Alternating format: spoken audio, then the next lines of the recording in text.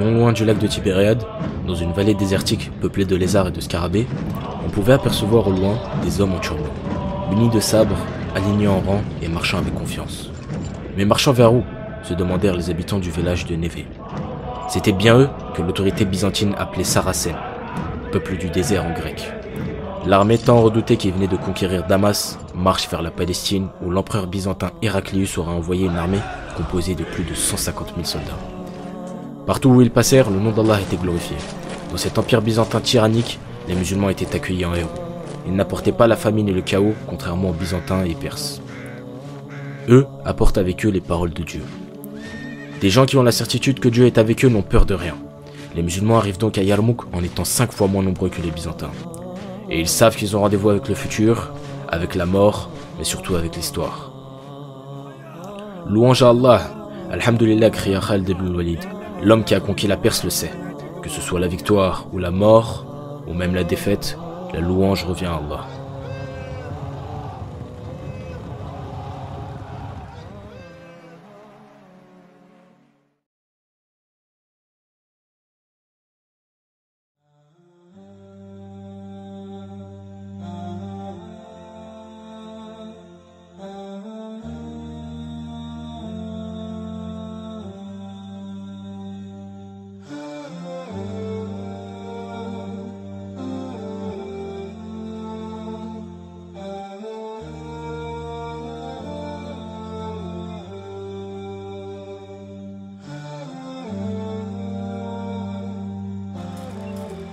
Assalamu alaikum wa rahmatullahi wa barakatuh.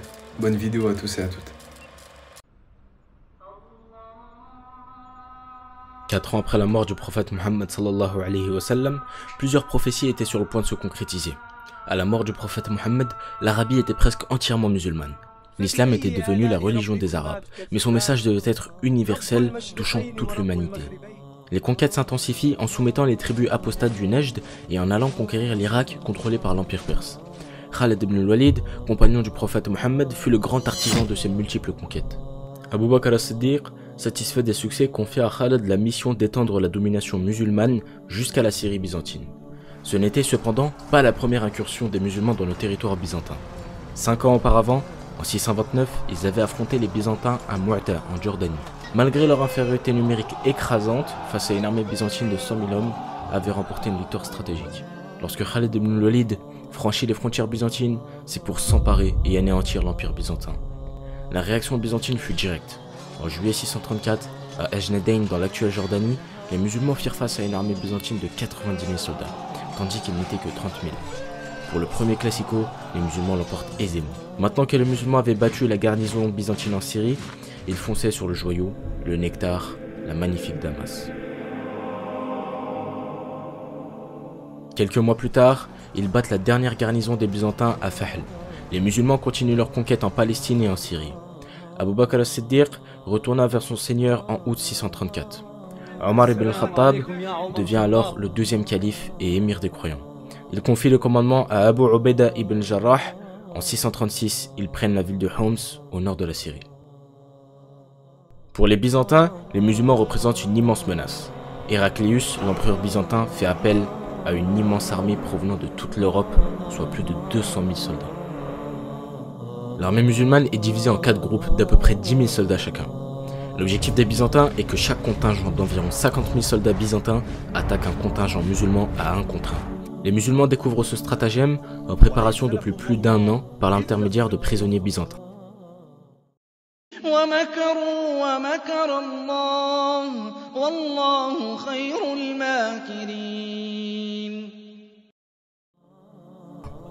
Khalid ibn Walid rassemble un conseil de guerre pour annoncer la découverte de la stratégie des Byzantins.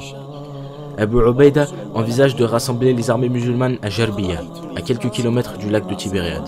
Mais les musulmans se rendent compte qu'ils se feraient facilement encercler. Il est alors décidé de s'installer près de Dara, proche de la rivière de Yarmouk. Les musulmans s'installent ici pour 2 raisons stratégiques. La première est que les Byzantins ne veulent pas d'une bataille frontale et directe. Et la deuxième raison est que la falaise de la plaine de Dara, bordée par la rivière de Yarmouk, crée un obstacle pour les Byzantins. Dans les campements, les musulmans sont décontractés. Ils n'évoquent pas la peur car ils ne la ressentent pas. Ils parlent de tout et de rien, souhaitent tous le martyr et certains rigolent même entre eux. Plusieurs sahaba participeront à la bataille. On peut citer Abu Ubaida ibn Jarrah, Khalid ibn al-Walid, Amr ibn al-As, Yazid ibn Abu Sufyan, Shurahbil ibn Hassana, Al-Ka'ka'a ibn Amr al-Tamimi ou encore Abu Sufyan. Du côté de l'armée byzantine, Allah a mis la jalousie et la haine parmi leurs troupes. Au sein de l'armée, les deux principaux généraux, Vahan et Tritirios, luttent pour l'influence depuis plusieurs années. Le roi arabe razanide chrétien est mis de côté dans les stratégies, créant des frictions entre les différents contingents. La logistique de l'armée n'arrange rien, étant donné que l'armée byzantine se trouve loin des grandes villes byzantines, elle ne peut pas s'approvisionner. Nous sommes à Yarmouk en juillet 636. Les deux armées sont installées sur la plaine. Des négociations ont lieu dans les deux camps. Les Byzantins désirent la paix avec les musulmans, tandis que les musulmans souhaitent la conversion de l'armée et de l'empereur Héraclius à l'islam. Le grand jour est arrivé. Nous sommes le 15 août 636. Les deux armées n'ont pas trouvé de compromis. Cela se réglera donc par l'épée. Après la prière de Fajr, les deux armées sont face à face. Certains musulmans prennent peur en observant la supériorité numérique de l'armée byzantine. Khalid ibn al-Walid les rassure en leur disant que le nombre d'une armée grandit avec les victoires et diminue avec les défaites. La coutume chevaleresque de l'époque oblige des duels avant la bataille. Après plusieurs duels, les musulmans en remportent presque tous. Cela diminue le moral des Byzantins et augmente celui des musulmans. Vahan, le général byzantin, lance l'assaut. Il envoie l'infanterie sur le flanc droit musulman pour tester les défenses musulmanes. Après de longs combats, les musulmans résistent facilement à l'assaut byzantin. Les deux armées se retirent dans leur campement. Les commandants musulmans le savent, la prochaine journée sera le vrai début de la bataille. Des consignes sont données aux soldats, et Abu Sufyan demande aux femmes installées dans les campements d'empêcher les musulmans de fuir le champ de bataille et de combattre les Byzantins s'ils venaient attaquer les campements musulmans. Nous sommes au lendemain du début de la bataille. Vahan tente une attaque pendant que les musulmans prient la prière de Fajr. Khalid ibn Walid, par son talent militaire, s'attendait à cette action. Il avait donc laissé une partie de l'armée défendre ceux qui prient. Vahan est surpris. Les musulmans partent tous combattre. Après de longues heures de combat, les Byzantins parviennent à enfoncer l'aile gauche musulmane, qui est en grande difficulté. Cependant, l'aile droite musulmane, commandée par Amr ibn al-As, permet aux musulmans de stabiliser la ligne de front. La cavalerie de Khalid ibn Walid fonce aider la cavalerie de Amr ibn al-As et l'aile gauche byzantine se voit donc dans l'obligation de se replier. Néanmoins, l'aile gauche musulmane commandée par Yazid ibn Abu Sufyan subit de plein fouet l'assaut. Elle combat en infériorité numérique flagrante et après plusieurs tentatives de contre-attaque, les musulmans de l'aile gauche prennent la fuite vers les campements. À partir de ce moment, les Byzantins pensent que la bataille sera bientôt finie et gagnée.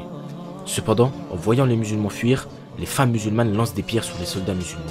Certaines femmes, comme Hind, femme d'Abu Sufyan, ou Asma bin Zayd, tueront plusieurs soldats byzantins. Les femmes démontent les tentes pour prendre les piquets des tentes et les utilisent comme épées contre les Byzantins. Cela va redonner du moral aux musulmans qui repousseront les Byzantins hors du campement. Khalid ibn Walid envoie un régiment feinter le flanc byzantin du centre pour créer une diversion et aider l'aile gauche des musulmans qui est en difficulté. L'aile droite contre-attaque rapidement. Le front se stabilise à nouveau. Les deux armées se retirent dans leurs camps respectifs. Les Byzantins sont démoralisés suite à l'échec de Vahan, tandis que les musulmans sont satisfaits de cette journée. Ils comprennent que personne ne peut s'opposer au plan d'Allah, ni même la plus puissante armée du plus puissant empire du monde. Le troisième jour ne donne lieu à aucune avancée dans les batailles. Les combats sont rudes, les deux armées subissent des pertes. Le général byzantin Vahan vient de comprendre où se situe le point faible de l'armée musulmane. Son plan consiste à relancer une offensive sur l'aile droite musulmane. Par son génie militaire, Khalid ibn Walid comprend la stratégie de Vahan. Il demande donc à Yazid et à Abu Ubaida d'attaquer les armées face à eux. Cette stratégie stabilise le front. Après plusieurs heures de combat, Khalid ibn Walid lance une contre-offensive en encerclant l'armée byzantine par les ailes grâce à la cavalerie.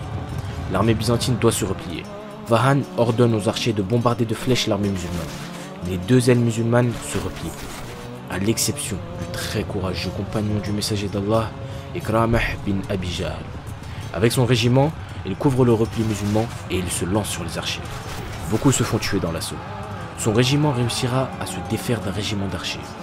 mais tout son régiment périra dans l'assaut. Il périra lui-même le soir même à cause de ses blessures, qu'Allah le fasse miséricorde. Ikramah s'est sacrifié pour que d'autres personnes se replient. Son souhait d'avant la bataille était de mourir en martyr. Allah exauça donc son invocation. Après ça, les deux armées repartent dans leurs camps respectifs.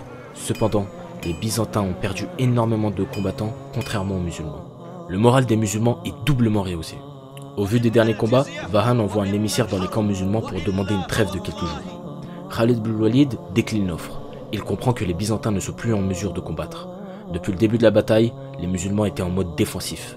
Khalid ibn Walid modifie sa tactique pour une stratégie offensive. Ce jour-là ne voit pas de combat se faire. Cependant, les musulmans bloquent les issues d'approvisionnement des Byzantins. Les Byzantins sont totalement pris au piège. La prochaine journée sera décisive. Le grand jour arrive. Khalid ibn Walid informe son armée de sa tactique. Après la prière de Fajr, les deux armées se font encore une fois face à face. Khalid ibn Walid fonce sur l'aile gauche de la cavalerie byzantine. L'objectif est de détruire la cavalerie byzantine pour couper le soutien à l'infanterie byzantine et l'encercler. Cette offensive marche à merveille. Dépassée, la cavalerie de l'aile gauche byzantine fuit tout simplement le champ de bataille. Une brèche est créée pour les musulmans. La cavalerie musulmane charge le centre de l'armée byzantine. Dans la mêlée, le général Tritirios se fait tuer. C'est toute l'armée byzantine qui fuit le champ de bataille. Ils essayent de s'échapper par le passage que les musulmans venaient de prendre la veille. Les Byzantins sont donc encerclés par l'armée musulmane, par le fleuve de Yarmouk et par les grandes falaises qui bordent le fleuve. Certains meurent en tombant, d'autres se font tuer par les musulmans. Les musulmans laisseront s'échapper l'armée byzantine. Aucun prisonnier ne sera fait.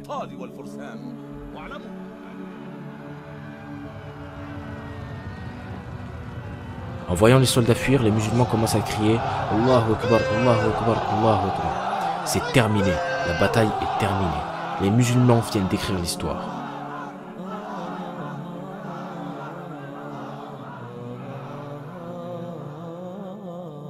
Après 5 longs jours de combats acharnés, les musulmans ont battu la grande armée byzantine. L'armée qui terrifia toute l'Europe et la Perse n'a pas su vaincre l'armée des hommes en turban qu'on appelait Al-Muslimun.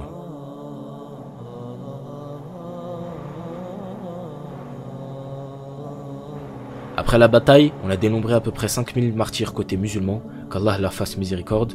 Cette victoire débouchera sur la conquête de la Palestine et sur la fameuse conquête de Jérusalem.